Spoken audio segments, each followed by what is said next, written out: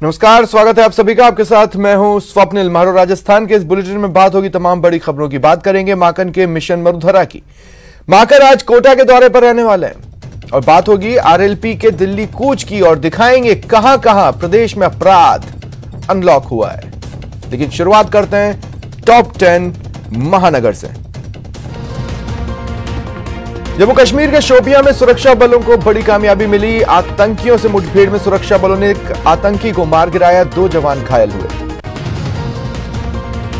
PM Modi आज जम्मू कश्मीर को बड़ी सौगात देंगे। पीएम सेहत स्वास्थ्य बीमा योजना का शुभारंभ करेंगे, जिसके तहत प्रत्येक परिवार को 5 लाख रुपए तक का स्वास्थ्य बीमा मिलेगा।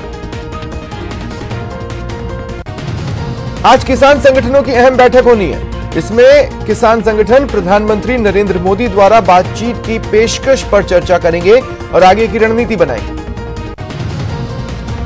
आरएलपी के संयोजक और नागौर सांसद हनुमान बेनीवाल के नेतृत्व में हजारों किसान राजस्थान से दिल्ली की तरफ कूच करेंगे। इसके लिए विभिन्न जिलों से आ रहे किसान जयपुर जिले में दिल्ली हाईवे पर कोटपुतली में जमा होंगे। अजय माकन आज कोटा संभाग का फीडबैक लेंगे, सरकार के कामकाज की हकीकत जानेंगे और संगठन को किस तरह मजबूत किया जाए इस पर मंथन करेंगे। सीएम निवास पर मंत्रियों की बैठक हुई, जहां अजय माकन और सीएम ने समस्याओं और जनसुनवाई पर मंत्रियों से फीडबैक लिया। सीएम गहलोत ने बीजेपी पर सरकार गिराने की साजिश रचने का आरोप लगाया। सीएम ने कहा, चुनाव में जनता साजिश रचने वालों को सबक सिखाएगी।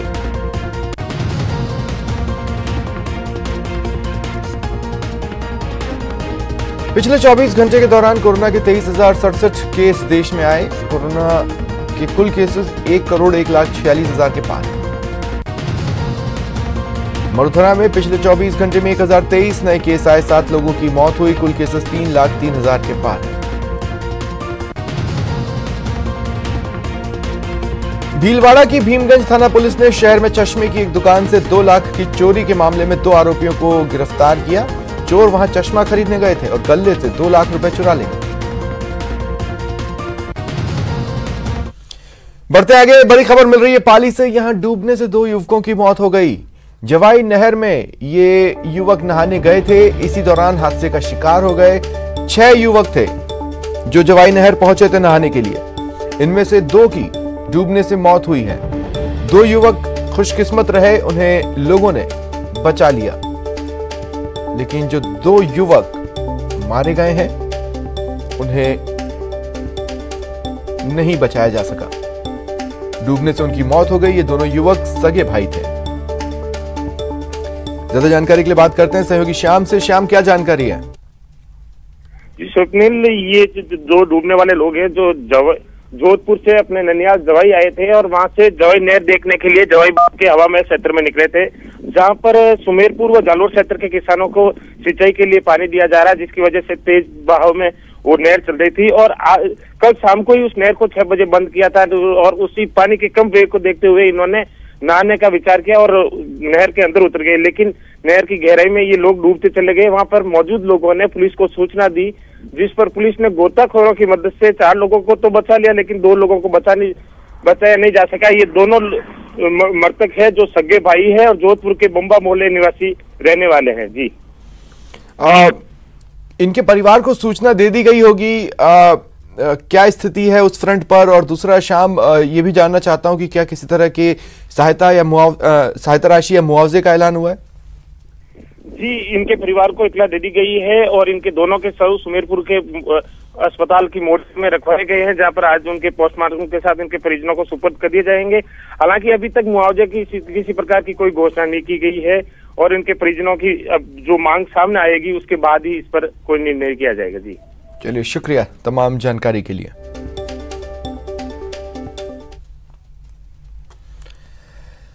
उदयपुर से बड़ी खबर है। NH 58E पर भीषण सड़क हादसा हुआ। जीप और बोलेरो आपस में टकरा गए। टक्कर बेहद भीषण थी। जीप सवार 2 लोगों की मौत की खबर है। वहीं एक अन्य शख्स है जिसकी हालत गंभीर है। नेशनल हाईवे 58E पर यह हादसा सामने आया है। एक बोलेरो जीप से टकराई है और तस्वीरें आप देख सकते हैं। लगभग पलट गई ये बोलेरो और जिस तरह से गाड़ियां क्षतिग्रस्त हुई हैं वो हादसे की भयावहता खुद बयां कर रही है। 2 लोगों की मौत हुई है, एक व्यक्ति गंभीर रूप से घायल है। इधर बारां के NH 27 पर रफ्तार का कहर दिखा। एक कार बेकाबू होकर पलट गई। केलवाड़ा के खुशियारा में यह हादसा हुआ। कार सवार 3 लोग घायल हुए जिन्हें अस्पताल में भर्ती करा दिया गया है, उनका इलाज चल रहा है। बारां के NH 27 पर चालक ने कार पर से अपना नियंत्रण खो दिया और ये कार बेकाबू होकर पलट गई। 3 लोग घायल हुए। खबर कोटा से। मकबरा इलाके में देर शाम 8वीं कक्षा में पढ़ने वाले एक 15 साल के छात्र की चाकुओं से गोद कर हत्या कर दी गई। 2 और छात्र भी घायल हुए हैं। वारदात से पूरे इलाके में सनसनी फैल गई। मकबरा इलाके और MBS अस्पताल परिसर पुलिस छावनी में बदल चुका है। फिलहाल पुलिस ने मामला दर्ज कर हमलावरों की तलाश शुरू कर दी है। इलाके में एक चाकूबाजी की घटना की सूचना मिली, जिस पे विस्तृत जानकारी की गई और यह ज्ञात हुआ कि Prince son of Dinesh Joshi, उम्र लगभग 16 वर्ष, जो शनि मंदिर के पास कोतवाली इलाके का रहने वाला है, उसके साथ चाकू बाजी हुई है। साथ में ओवेस सन ऑफ मुर्तजा और रेहान मिर्जा, इन 2 के भी चाकू लगे हैं। और ज्यादा जानकारी के लिए बात करेंगे सहयोगी ओम प्रकाश से। ओम प्रकाश, 15 साल के छात्र, क्या ये छात्रों की आपस की लड़ाई का मामला है या फिर कुछ और? जी, ये आपस की लड़ाई है और सबसे बड़ी बात है कि लड़ाई भी कोई बहुत गंभीर कोई बात मसला नहीं था। एक मामूली कहासुनी बताई जा रही है, जहां तक पुलिस अभी मामले में प्रारंभिक जांच में सामने आया है। मामूली कहासुनी को लेकर 2 दिन पहले भी इनका कुछ छोटा मोटा झगड़ा हुआ था और फिर ये जो चाकू मारने वाले हैं, फिलहाल पुलिस बता रही कि ये भी नाबालिग है, कम से कम 15-17 साल के आसपास बताए जा रहे हैं। तो कुल मिला के सनसनीखेज वारदात है और छोटे बच्चों में इस तरह की जो वारदात सामने आ रही है तो पूरे इलाके में सनसनी फैली है और पुलिस के अपराध नियंत्रण के जो दावे हैं उस पर काफी बड़े गंभीर सवाल खड़े हो रहे हैं कि आखिर इन बच्चों के पास में ये चाकू कहां से आए और इन पर जो ये अपराध कर रहे हैं उन पर लगाम कसने के लिए पुलिस ने क्या कार्रवाई की। क्योंकि जो परिजन है और आसपास के जो लोग हैं उनका कहना है कि इस तरह की शिकायत हम अक्सर करते रहते हैं कि आने वाले दिनों में कुछ वारदात न हो जाए, छोटे छोटे बच्चों के पास चाकू मिलने की शिकायतें मिलती रहती, लेकिन शायद पुलिस पूरी इस तरह से अलर्ट नहीं हो पाई और इस तरह की वारदात को अंजाम दिया। और एक जो 15 साल के छात्र है, जो कांग्रेस नेता का पुत्र है प्रिंस, उसकी इलाज के दौरान मौत हो गई MBS अस्पताल में।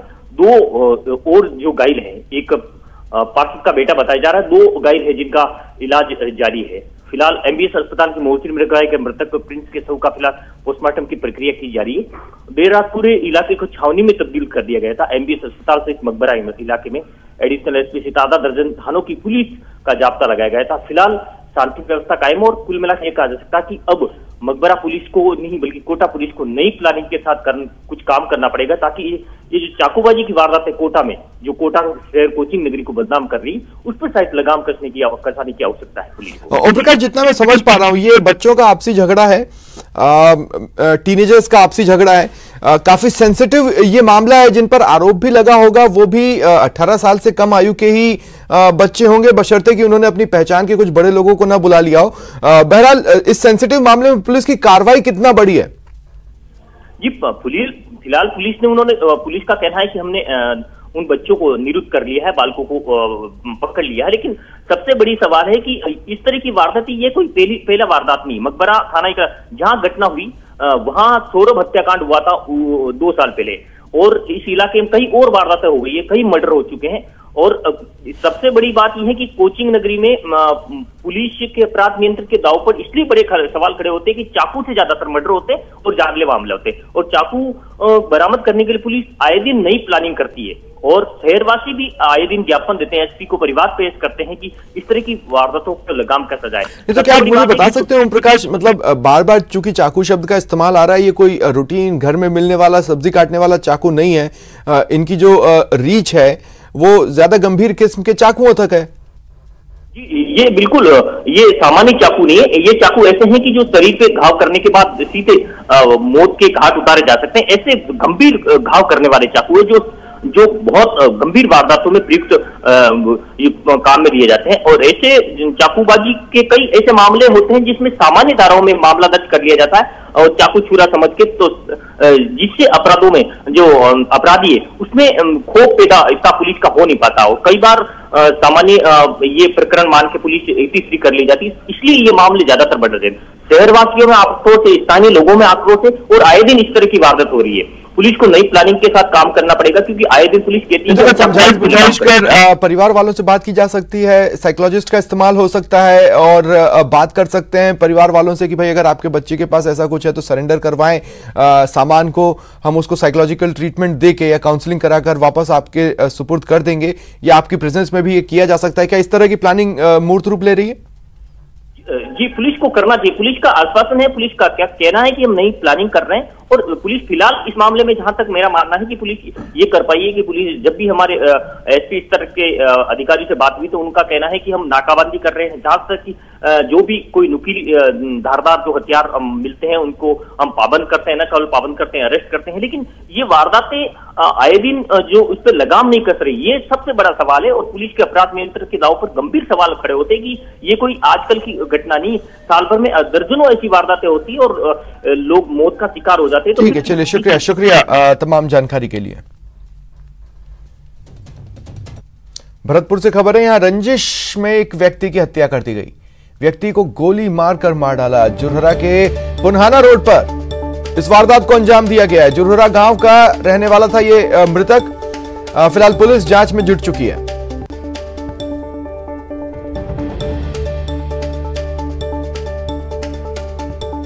भरतपुर से ये खबर हम आपको बता रहे हैं।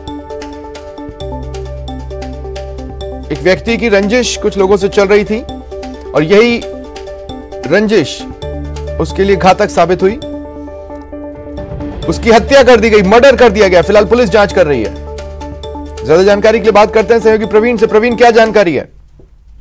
जी, मैं आपको बता दूं, ये उमर जो युवक है ये नमाज अदा कर अपने गांव जा रहा था, तो जुरहरा पुनाना मार्ग जो हरियाणा के बॉर्डर पे पड़ता है, वहां ये अपने गांव जब जा रहा तो रास्ते में इसको रोककर और कट्टे से फायर करके इसकी हत्या कर दी गई। यहाँ शोर शराबा सुनकर उसके पीछे आ रहे लोगों ने शोर सुनकर उसको तरफ भागने की कोशिश की, लेकिन बदमाश हरियाणा का फायदा उठाकर हरियाणा बॉर्डर की तरफ कूद गए और हरियाणा पहुंच गए। इतनी देर में जब गश्ती पुलिस दल को इसकी सूचना मिली तो पुलिस वहां पहुंची और शव को अपने कब्जे में लिया और काफी मशक्कत के बाद पीछा भी किया बदमाशों का, लेकिन वे खेतों का फायदा उठाकर, अंधेरे का फायदा उठाकर वहां से भाग निकले। वहीं बताया जा रहा है कि उमर का कुछ दिन पहले किसी के साथ झगड़ा हुआ था और झगड़े को लेकर उनमें आपस में रंजिश चल रही थी और वह युवक हरियाणा बॉर्डर के बताए जा रहे हैं जितने भी युवक थे जिन्होंने इस मर्डर को अंजाम दिया है। अब सुबह हुई है तो पुलिस, हरियाणा पुलिस का सहारा ले रही है कि युवकों को कैसे गिरफ्तार किया जाए। वहीं आप आसपास जो किसान काम कर रहे थे खेतों पर, उनका कहना है कि वह बगैर साधन के थे और साधन के रास्ते में खड़ा कर दिया था और वह पैदल ही खेतों में होकर निकल गए थे, जिन्होंने उन्हें टॉर्च की रोशनी में भागते हुए भी देखा है। और इसी के चलते अब पुलिस बदमाशों की तलाश कर रही है और उनका पीछा भी कर रही है और उनके खिलाफ मुकदमे हैं जिनकी जानकारी ली जा रही है। शुक्रिया तमाम जानकारी के लिए। कोटा में 3 स्टूडेंट्स ने ओला कैब ड्राइवर से लूट की वारदात को अंजाम दिया। तीनों स्टूडेंट्स ने वारदात को अंजाम दे मौके से फरार हो गए। पुलिस ने एक्शन लेते हुए कुछ ही घंटों में कार को बरामद किया, साथ ही 2 नाबालिग को भी पकड़ा, जबकि एक फिलहाल फरार है। ओला कैब संचालकों ने अपनी गाड़ियों के बाहर खड़ी कर विरोध भी वो जता रहे हैं। आरोपी यूपी के मुरादाबाद के रहने वाले बताए जा रहे हैं।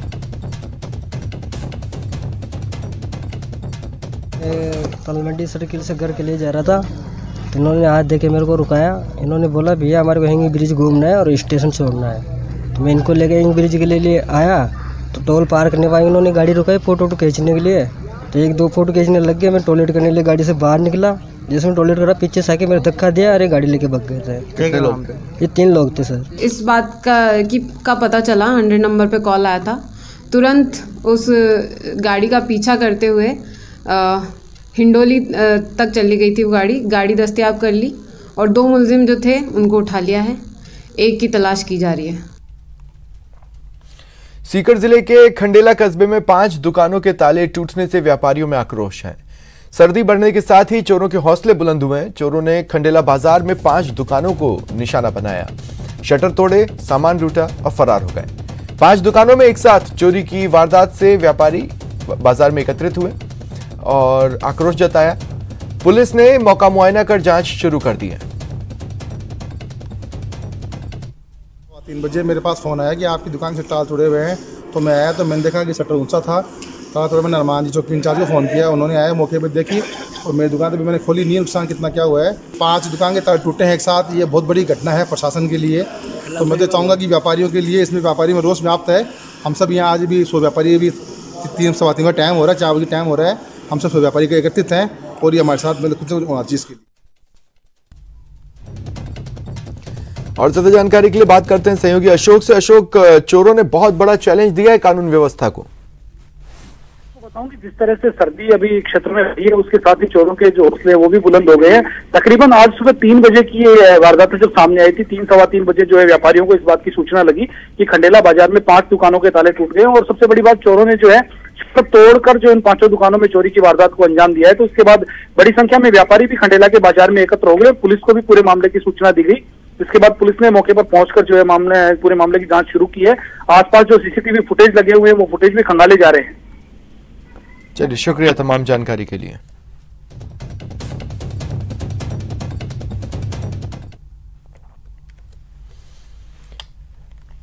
कोटा की ग्रामीण पुलिस ने अवैध बजरी परिवहन मामले में कार्रवाई की। बजरी से भरे ट्रेलर को जब्त कर एक आरोपी को गिरफ्तार किया। पुलिस ने मुखबिर की सूचना पर खजूरी पंचायत भवन के सामने कार्रवाई की। दबिश देकर बनास नदी से अवैध खनन कर ला रहे बजरी से भरे ट्रक को नाकाबंदी कर जब्त किया। फिलहाल पुलिस जांच में जुटी है।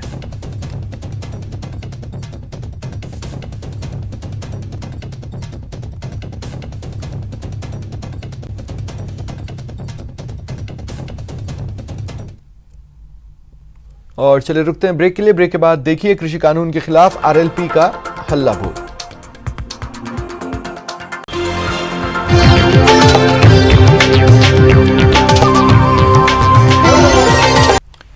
चलिए बढ़ते हैं आगे। किसानों का आंदोलन 31वें दिन भी जारी है। प्रधानमंत्री ने अपील की जिस पर किसान आज मंथन करेंगे, आगे की रणनीति बनाएंगे। इस बीच दिल्ली के बॉर्डर पर किसान डटे हुए हैं, उनका प्रदर्शन लगातार चल रहा है। आज संयुक्त किसान मोर्चा की बैठक होगी। प्रधानमंत्री की अपील, कृषि मंत्री की चिट्ठी जिस पर फैसला लिया जाएगा। जो बातचीत ठहरी हुई है उसे आगे बढ़ाना है। क्या चिट्ठी में और पीएम के आश्वासन से कोई आस उनको बंधती हुई नजर आ रही है, इस पर बातचीत होगी बैठक में। और फिलहाल समाधान की उम्मीद में सरकार जरूर है।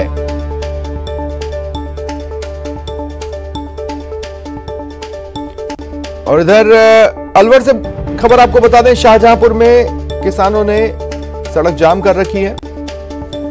दिल्ली और जयपुर के बीच का संपर्क पूरी तरह यहां से टूट चुका है। पुलिस प्रशासन ने हालांकि रूट डाइवर्ट किए हैं, 5 रूट डाइवर्ट किए गए। पुलिस प्रशासन ने इन रूट्स की जानकारी भी जारी की है। अतिरिक्त पुलिस फोर्स डाइवर्जन पॉइंट पर तैनात है। आरएलपी ने इस बीच आज दिल्ली कूच का ऐलान कर रखा है। और ज्यादा जानकारी के लिए बात करते हैं सहयोगी राजेंद्र से। राजेंद्र, क्या कुछ आप देख पा रहे हैं? जी, जिस तरीके के हालात हैं कि किसानों की बड़ी संख्या में जो किसान हैं वो हाईवे पर जमा हैं, उसे देखते हुए अब पुलिस और प्रशासन ने ये मान लिया है कि बिना सख्ती के हाईवे को खाली नहीं कराया जा सकता। इसलिए उनके द्वारा अब जो नेशनल हाईवे 48 है उस पर के जो डाइवर्जन पॉइंट बना करके लोगों को दिल्ली और जयपुर के बीच में कनेक्टिविटी बनाने की कोशिश की गई है। और अलग अलग जो दिल्ली से आने वाले लोग हैं उनके लिए 5 जगह ऐसे सड़क मार्ग बताए गए हैं। रूट प्रशासन के द्वारा जारी किया गया है कि इन रास्तों से होकर के लोग अपने जयपुर तक जा सकते हैं और जयपुर से इन रास्तों से लोग दिल्ली जा सकते हैं। तो कहीं न कहीं प्रशासन और पुलिस के द्वारा रूट डाइवर्ट करके वहां पर पुलिस फोर्स तैनात कर दी गई है, जिससे कि जाम न लगे। और क्योंकि वो छोटे रास्ते हैं वहां पर जहाँ जहाँ बाजार या छोटे बाजार हैं वहां पर भी पुलिस तैनात की गई है, जिससे लोगों को और वाहन चालकों को अतिरिक्त परेशानी का सामना नहीं करने पड़े और वो जो जाम लगता है उस जाम से उनको समस्या का समाधान नहीं करना पड़े। वहीं आरएलपी के आज दिल्ली कूच के ऐलान के बाद भारी संख्या में पुलिस फोर्स राजस्थान के बॉर्डर पर उर्ली साइड में मौजूद है, जबकि हरियाणा की तरफ उधर हरियाणा पुलिस अलर्ट है। तो कहीं देखना होगा कि किस तरीके से हनुमान बेनीवाल और उनके समर्थक दिल्ली कूच का जो ऐलान किया है उसको पूरा कर पाते हैं या हरियाणा बॉर्डर पर विरोध प्रदर्शन करके वापस लौट जाते हैं। जिस तरीके से पूर्व में भी उनके द्वारा किया गया था प्रयास, लेकिन वो असफल रहा था। अब एक बार फिर दोबारा उनके द्वारा बड़ी संख्या में किसानों को, राजस्थान के जो किसान हैं उनको, उनके समर्थक हैं उनको ला करके दिल्ली कूच का ऐलान किया है। इसको देखते हुए भिवाड़ी में अतिरिक्त पुलिस जाब्ता भेजा गया है और वहां पर शाहजहांपुर जो बॉर्डर है वहां पर पुलिस फोर्स तैनात कर दी गई है। चलिए, शुक्रिया तमाम जानकारी के लिए। इधर आरएलपी ने भी आज दिल्ली कूच का ऐलान कर रखा है। कृषि कानून के खिलाफ हल्ला बोला जाएगा। हनुमान बेनीवाल के नेतृत्व में ये दिल्ली कूच होना है। करीब 2 लाख किसानों के शामिल होने की संभावना है। 11:30 बजे शाहजहांपुर बॉर्डर किसान पहुंचेंगे। कूच को देखते हुए अतिरिक्त पुलिस फोर्स तैनात किया गया है।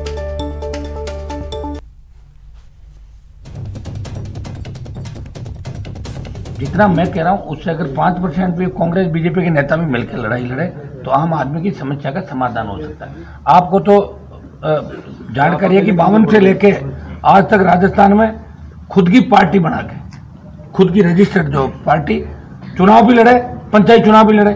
10 जिला परिषद मेंबर मेरे जीते राजस्थान के अंदर, 106 जगह लड़े थे। और सेकंड फेज का जब 12 जिलों में चुनाव होगा तब आप देखना हर जगह राष्ट्रीय लोकतांत्रिक पार्टी चुनाव लड़ेगी। और 106 जगह 4 लाख वोट हमने लिए, अच्छे वोट लिए। 106 सीट पे 4 लाख, मतलब हर सीट पे करीब 4000 के करीब वोट हमारा राजस्थान के अंदर आया। वोट प्रतिशत जो था वो बसपा से बहुत ज्यादा था और कांग्रेस और भारतीय जनता पार्टी के टक्कर का वोट प्रतिशत हमारा रहा। सर, और कल की अगर आगे आगे नहीं बढ़ने दिया गया, क्या पूरी योजना है, कैसे आप? हमारी योजना तो हाथों हाथ बनती है। आप पड़ाव पे बैठेंगे, नहीं बैठेंगे, देख लेंगे यार जो भी होगा। एक बार लोगों से बात करेंगे ना, ये बात तो सुनो, ये बात तो उन लोगों से करेंगे कि जो संख्या मानने के बाद उनका निर्णय क्या होता है। लेकिन ये तो तय है कि पड़ाव तो रहेगा ही। आपने 12 कहा कि हम 7 दिन में आएंगे।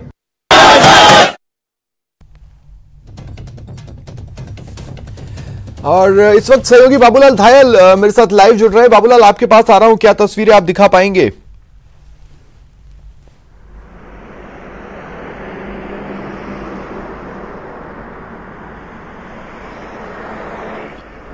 बाबूलाल, सुन पा रहे हैं मुझे आप? जी बिल्कुल सुन पा रहा हूं स्वप्निल जी। मैं पूछ रहा था क्या तस्वीरें आप दिखा पाएंगे?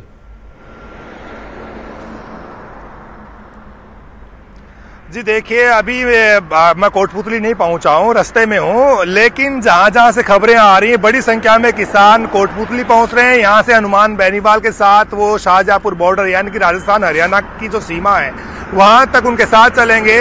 हनुमान बेनीवाल के समर्थकों का कहना है कि वो आगे जाने की कोशिश भी करेंगे, लेकिन हरियाणा पुलिस उन्हें आगे नहीं जाने देगी, हर हाल में उन्हें रोकने की कोशिश करेगी।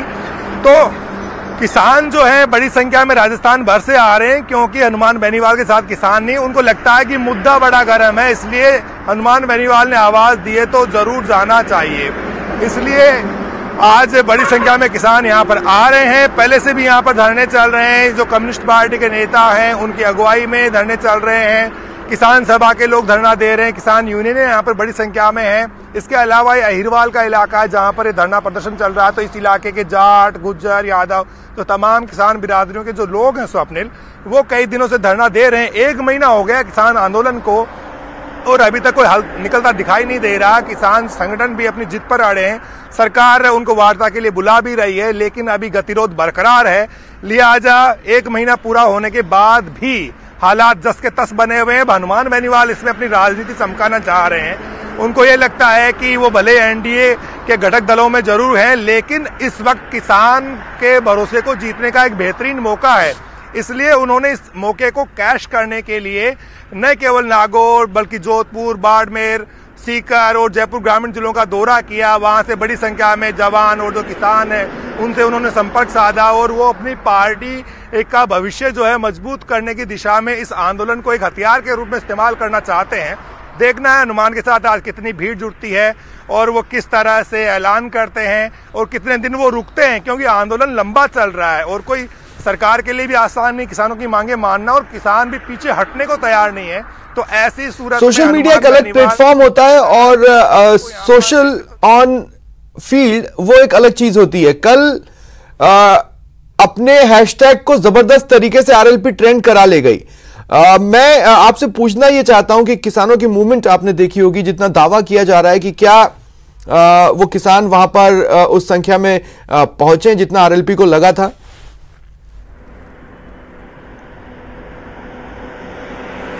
अभी देखिए किसान रास्ते में हैं, ठंड का मौसम है, जाड़ा पड़ रहा है, पाले का सीजन चल रहा है उत्तरी राजस्थान में, तो किसानों का आना शुरू हो गया है। सड़कों पर वो दिखाई देने लगे हैं। लेकिन 12-1 बजे यानी हनुमान बेनीवाल को 1-1:30 बजे के आसपास कोटपुतली पहुंचेंगे और वहां से शाहजहांपुर की तरफ चलेंगे। तब तक जब तक कि अच्छी भीड़ नहीं हो जाएगी, एक सम्मानजनक भीड़ उनके साथ जब तक नहीं चल पड़ेगी, तब तक हनुमान वहां पर नहीं पहुंचेंगे, क्योंकि उन्हें वो मौके का फायदा उठाना उन्हें बखूबी आता है। आप देखिएगा कि एनडीए ने उनको एक सीट दी, इसके बावजूद वो बीजेपी को के खिलाफ आंखें तरेर रहे हैं। तो ये चीज इशारा करती है कि हनुमान एक मैच्योर पॉलिटिशियन है और वो जब भी उन्हें मौका हाथ लगता है वो उसको बुनाने में कोई मौका चूकते नहीं है। और उन्हें लगा कि किसानों के साथ ही यानी किसानों का हमदर्द बनकर ही वो अपनी पार्टी को और मजबूती दे सकते हैं। 3 एमएलए उन्होंने बना लिए, खुद सांसद बन गए, और अभी जो पंचायत के चुनाव हुए पंचायत राज के, उनमें उन्होंने कई प्रधान भी बना लिए और बहुत सारे जो वार्ड हैं उनमें वो अपने नुमाइंदों को जिताने में कामयाब भी रहे। तो उनको लगता है कि जब तक संघर्ष नहीं करेंगे तब तक वो आम किसान तक नहीं पहुंच पाएंगे। अभी उनकी पहुंच बाड़मेर, जोधपुर और नागौर तक सीमित है, लेकिन उन्होंने 8.5 लाख से ज्यादा वोट हासिल करे थे। उनकी कोशिश ये है कि ज्यादा से ज्यादा किसानों और जवानों तक अगर वो पहुंच गए तो फिर उनके लिए आसान होगा। अगले चुनाव में वो एक अहम किरदार जो है निभा सकते हैं। राजस्थान में वो एक तीसरी ताकत के रूप में खड़े हो सकते हैं। इसलिए वो इस पूरा जो ये घटनाक्रम है इसमें अपनी संभावनाओं को मजबूत करने की दिशा में चल पड़े हैं। देखना यह है कि वो क्या दबाव में आ पाएंगे कि एनडीए के घटक दल होने के नाते पिछले कई दिनों से वो कह रहे थे मैं इतना बड़ा आंदोलन करूंगा, आज आ ही गए हैं, लेकिन आगे क्या वो किसान आंदोलन जब तक लंबा चलता रहेगा तब तक क्या किसानों के साथ कंधे से कंधा मिलाकर उनके साथ महापड़ाव में रुकेंगे या फिर अपनी बात कह करके 1-2 दिन रुक करके चले जाएंगे, इस बात पर निगाहें रहेंगी। ठीक है, शुक्रिया बाबूलाल हमारे साथ जुड़ने के लिए और तमाम बातचीत के लिए।